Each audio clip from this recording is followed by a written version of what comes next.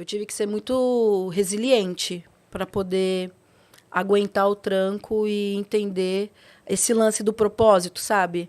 Às vezes as pessoas olham pra gente, né, que tem um trabalho que lida com o público e não imagina o quanto que a gente precisa evoluir para poder assumir aquilo que a gente pensa, para poder assumir as nossas próprias debilidades, né? Aquilo que a gente ainda está melhorando e precisa evoluir. Uhum. E na igreja, eu sinto que isso é um pouco mais sério, porque realmente a gente lida com questões morais o tempo todo, éticas, a gente lida com a fé, a gente lida com coisas que não são palpáveis, né?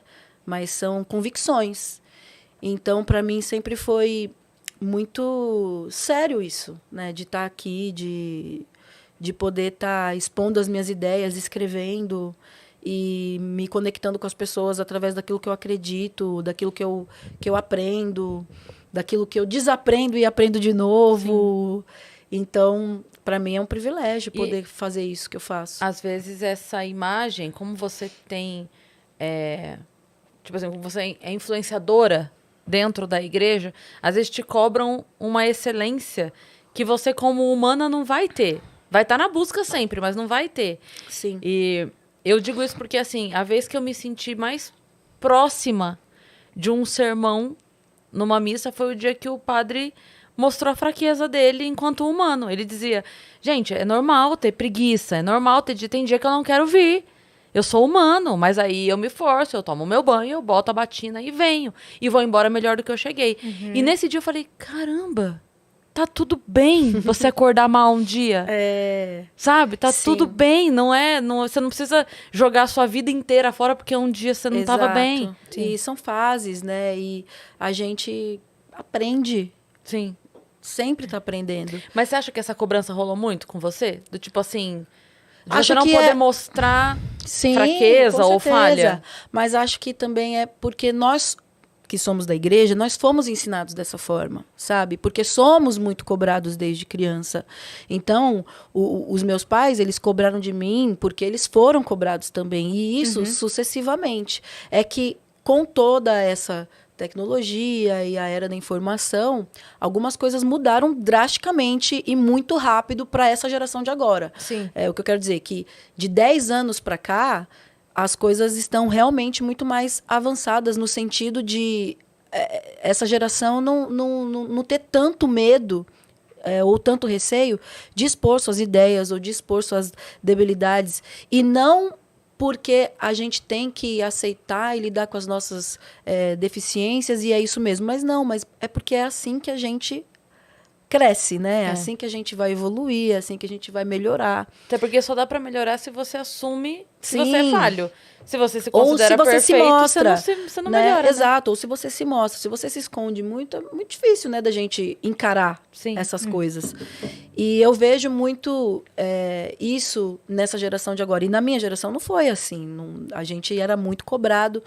Tanto que muitos que têm a minha idade, eu tenho 37 anos, não estão mais na igreja, porque às vezes a pressão foi tão grande, os traumas foram tão grandes, tão intensos, que não aguentam, não se sentem confortáveis. Sim. Mas eu acredito que essa ligação que a gente cria com Deus desde criança, né?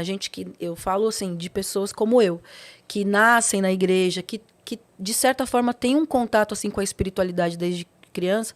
É muito difícil a gente se desligar de Deus. Sim. É muito difícil a pessoa não orar.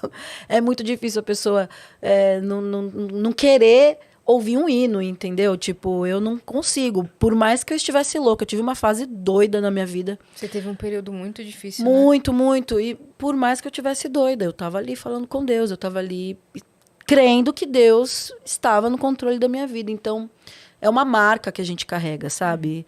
Eu acredito que é uma marca na nossa alma. Sim. Que, de certa forma, a gente veio com também a missão de ter Deus, de conhecer a Deus, de se desenvolver espiritualmente. Com certeza. Para poder oferecer para as pessoas também alguma coisa, sabe? Porque não é só para nós o que a gente tem. A gente tem que... A gente está aqui para repartir. E quando a gente tem Deus e quando a gente experimenta Deus, assim, no sentido de realmente ter experiência, sabe? Não tô falando de religião.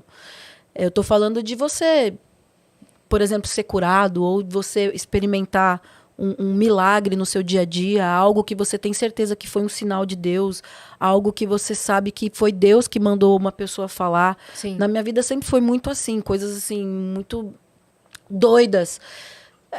Não tem como você não crer em Deus, não tem como você não querer se conectar com um Deus que, na minha experiência, só me fez bem, só me fez querer ser uma pessoa melhor. Sim. Entendeu? Então, para mim, Deus, ele se manifestou muito na minha vida como música, em forma de música, mas ele pode se manifestar para as pessoas de diversas maneiras, em diversas situações e com diversos formatos, né? Então, assim, é muito amplo quando a gente fala de Deus. Eu gosto muito dessa maneira de falar dele como criador, né? Eu amo, porque realmente, se a gente pensa num Deus criador, numa força superior que tá tendo controle de tudo, porque, sei lá, para mim não faz muito sentido a gente estar ao léu e para mim estaria um caos muito maior se não tivesse uma ordem ou algo, um ciclo controlando as coisas, né?